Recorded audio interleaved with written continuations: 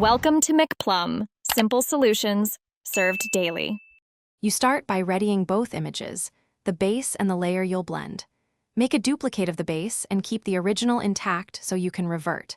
Once done, confirm both layers use the same color profile and bit depth so blending behaves predictably.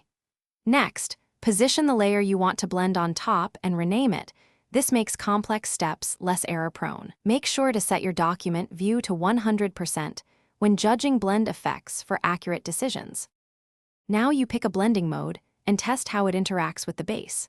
Try multiply to darken, screen to lighten, overlay or soft light for contrast boosts, and swap between them to compare.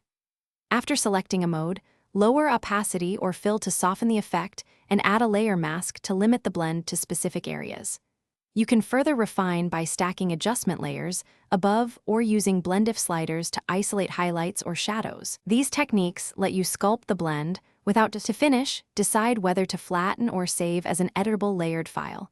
Keep a master copy in case you need to revisit choices. Then inspect for color shifts and adjust with selective color, curves, or vibrance to harmonize tones. If you see banding or harsh transitions, feather the mask edges or apply a subtle Gaussian blur to the mask and reevaluate opacity. If things still look wrong, toggle the blend mode off and on to compare, which helps isolate the problematic layer so you can fix it quickly. Thanks for watching. Stay juicy and subscribe.